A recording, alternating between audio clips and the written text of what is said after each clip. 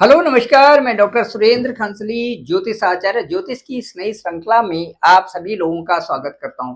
आज बात कर रहे हैं हम कुंभ राशि की जो एक्वेरियस साइन है और इसमें ये देखते हैं कि जो मंगल का जो ट्रांजिट है, जो जुपिटर का ट्रांजिट है, जो सैटर्न का ट्रांजिट है, जो राहु का ट्रांजिट है और जो केतु का ट्रांजिट है, ये अलग अलग प्रभाव आपकी कुंडली में कैसे दिखाते हैं। दोस्तों, जैसे मैंने पूर्ववत आपको कहा हुआ है कि जो हमारा एसेंडेंट है और जो चंद्र कुंडली के आधार पर जन्म के समय में जो जहां पर पूर्वी क्षितिज पर जो आपकी राशि उदय हुई थी, उसी के अनुसार जिनका कुंभ लग्न है, जिनका एक्वेरियस असेंडेंट है और जिनकी कुंभ राशि है, उनके लिए ये जो आज का ब्लॉग बनने जा रहा है, ये बहुत ही महत्वपूर्ण है। चलिए शुरू करते हैं और शुरुआत में मैं आपसे कहता हूं कि जो हमारा एसेंडेंट है, यहाँ पर कुछ दिनों के बाद यहाँ पर राहु की स्थिति होगी, जो कि 18 मई 2025 ऑनवर्ड्स यहाँ पर राहु रहेंगे और राहु यहाँ पर ठीक जो है 5 दिसंबर 2026 तक एक ही स्थान पर रहेंगे। राहु हमेशा उल्टी चाल चलते हैं और उल्टी चाल चलने में ये आपके सेकंड हाउस से और आपके फर्स्ट हाउस में राहु आ जाएंगे और यहाँ पर ठीक 1.5 साल की स्थिति यहाँ पर रहेगी। राहु के किसी भी हाउस में जाने से उस हाउस से संबंधित जो कार्य होते हैं उनमें विलंब भी आ जाता है और कई तरह की परेशानियां वहां पर जरूर आती हैं।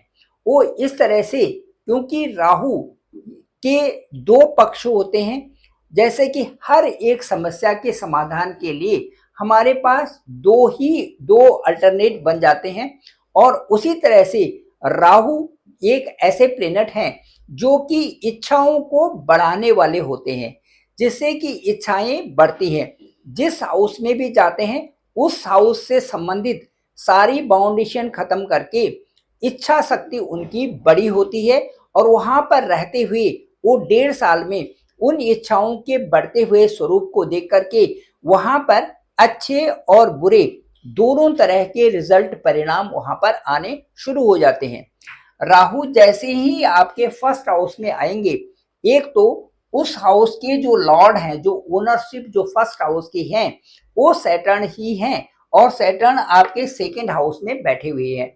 इसलिए फर्स्ट हाउस के भी जो रिजल्ट होंगे, जो परिणाम होंगे, वो राहु के वहां पर रहने पर भी सैटर्न से संबंधित होंगी। तो ये कुंभ राशि वालों के लिए एक पॉजिटिव साइड हो गया।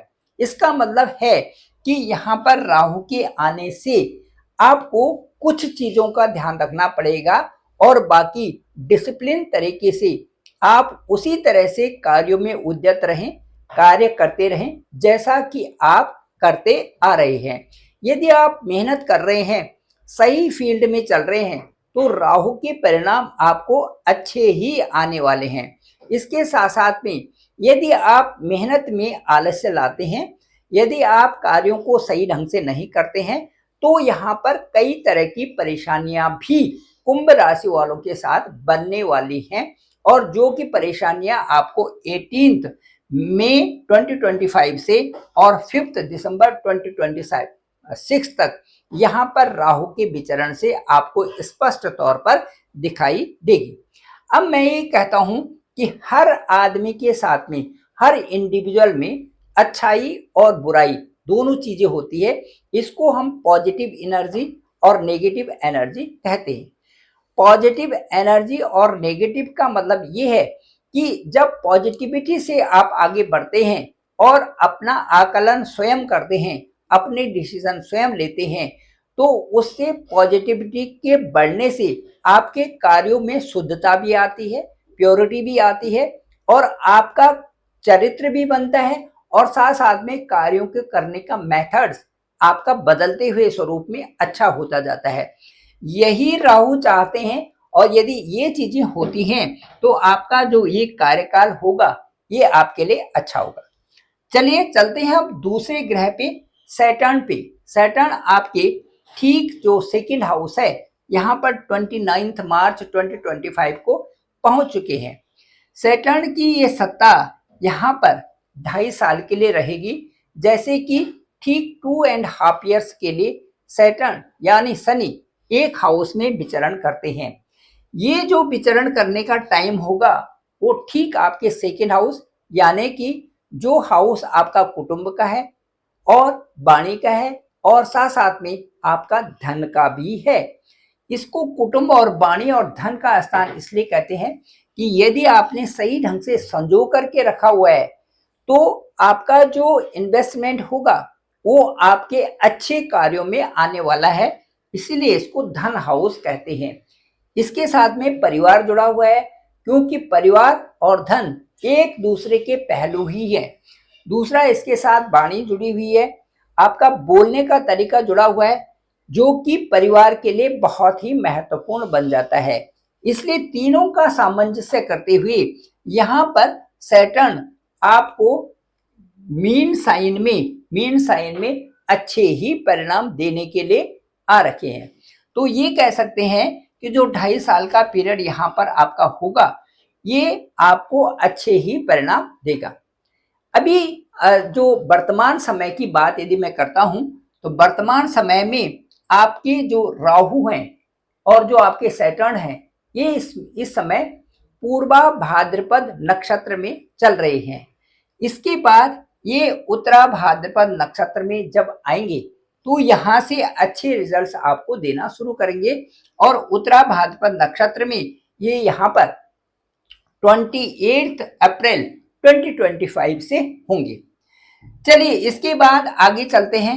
मटकरी जो बुध हैं ये ठीक यहाँ पर सेकेंड हाउस में 7 मई 2025 तक यहाँ पर बने रहेंगे। उसके बाद आपके थर्ड हाउस में ये संचरण करेंगे। अब आते हैं जुपिटर पे। जुपिटर आपके लिए बहुत अच्छे फल देने वाले हैं, अच्छे रिजल्ट्स जुपिटर के आपके लिए होंगे। लेकिन अभी क्योंकि जुपिटर इस समय टॉरस साइन में आपकी साइन से आपकी कुंभ राशि से 4th प्लेस में यहाँ पर जुपिटर का संचरण ट्रांजिट बना हुआ है। यहाँ पर आपके लिए रिजल्ट तो बहुत अच्छे दे, लेकिन कुछ कारणों से, क्योंकि शुक्र का घर है और बृहस्पति वहां पर हैं, कुछ कारणों से वो कार्य संकुचित तरीके से संकोच में या कुछ ऐसी चीजों में बहुत से कार्य उस स्पीड से नहीं हो पाए हैं जिस स्पीड से कि वो कार्य होने चाहिए थे। Jupiter's position in 4th house that predicts आपका घर, आपका मकान, आपकी लग्जरियस लाइफ और साथ साथ में आपकी गाड़ी, ये सारी चीजें दिखाता है जुपिटर यहाँ पर। इन चीजों में आपकी यदि अभी तक आपको बहुत अच्छी यहाँ पर आपको हाइट नहीं मिली है, यदि आपको यहाँ पर बहुत अच्छी प्रशस्ति उन्नति नहीं मिली हुई है, तो ये उन्नति देने के लिए कुंभ राशि से एक्वेरियस साइन से ठीक 5th हाउस में ये 14 मई 2025 को आ जाएंगे।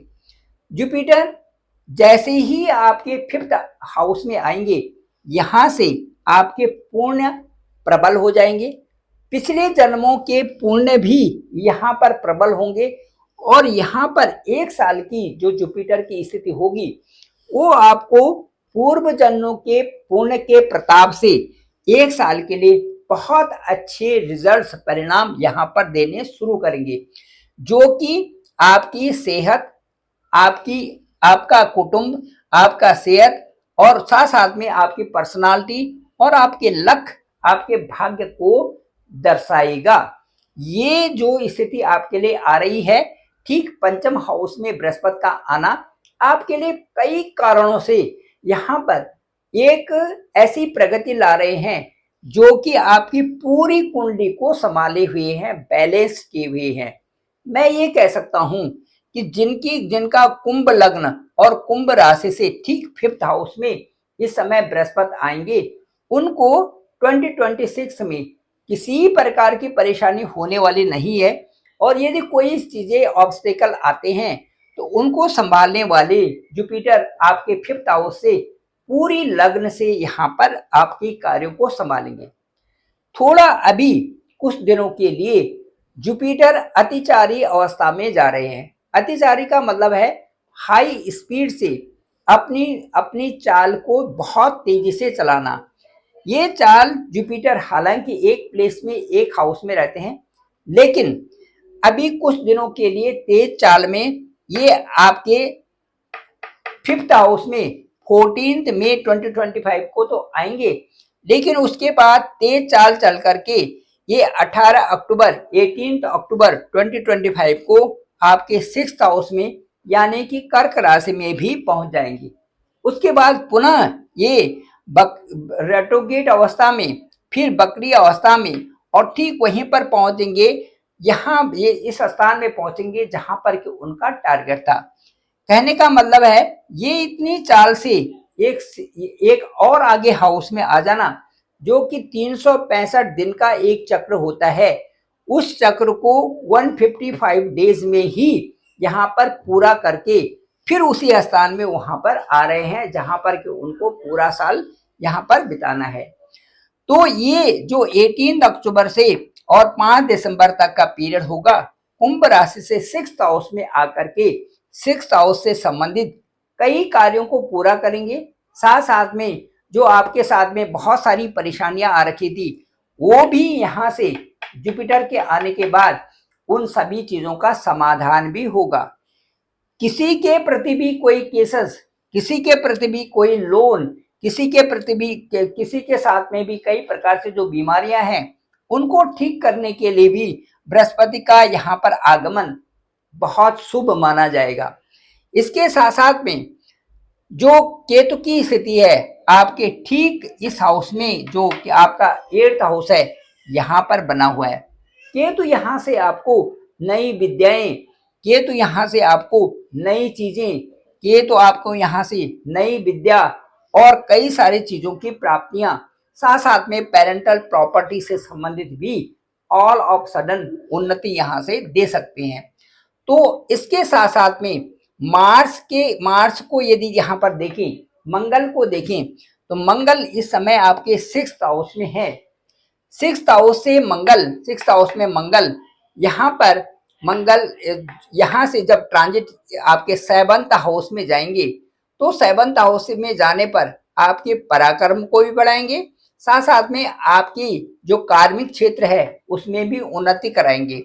मंगल ठीक इस जो आपका 7th हाउस है उसमें व्यापार के क्षेत्र में प्रोग्रेस कराएंगे, और यहाँ पर मंगल पहुंच जाएंगे ठीक आपके 6 जून 2025 को। इसके बाद मंगल मार्स आपके 8th हाउस में आएंगे, और 8th हाउस में यहाँ पर पहुंचेंगे वो ठीक 28 जुलाई 2025 को। इसके बाद मार्स आपके भाग्य स्थान में आएंगे, और भाग्य स्थान में यहाँ पर पहुंचेंगे 13 सितंबर 2025 को। उसके बाद मार्स आपके 10वें स्थान में आएंगे, और यहाँ पर 28 जो अक्टूबर 2025 को आपके 10वें स्थान में आएंगे, जो कि यहाँ पर आपके दो महीने के लिए, एक महीने जो 45 डेज के लिए यहाँ पर आपके लिए कई सारे कार्यों को पूर्ण करने के लिए मार्स का गोचर आपके 10th हाउस में होगा अक्टूबर 2025 में। और यहाँ पर नवंबर तक आपके साथ में कई प्रोग्रेस देखने को मिलेंगी, कैरियर से संबंधित, फाइनेंस से संबंधित, और आपकी पर्सनालिटी में कई सारा डेवलपमेंट यहाँ पर आएगा, जो कि अक्टूबर में देखा जाएगा। ये था आपका होरोस्कोप, जिसमें हमने अभी राहु, सैटर्न, मरकरी और उसके साथ में जुपिटर, मार्स और केतु के बारे में बताया। मुझे लगता है ये ब्लॉग आपको पसंद आया होगा। Thank you very much. मैं डॉक्टर सुरेंद्र खंसली, ज्योतिष आचार्य। डिस्क्रिप्शन में मेरा नंबर है 9868280191। आप डायरेक्ट मुझे कॉल कर सकते हैं, मैं आपका कॉल पिक करूंगा। साथ साथ में देखेंगे कि आपके होरोस्कोप में कहाँ पर कौन सा प्लेनेट बैठा हुआ है, उसकी कौन सी दशा आ रही है, पंचमेश कहाँ पर बैठा हुआ है, आपके नवमेश कहाँ पर बैठे हुए हैं, क्या कह रहे हैं आपके लिए, आपकी प्रोग्रेस के लिए क्या कह रहे हैं, इस साल में आपके साथ में क्या होने वाला है, इन सबको विचार विमर्श करेंगे। मुझे जो भी अनुभव होगा मैं आपसे जरूर शेयर करूंगा।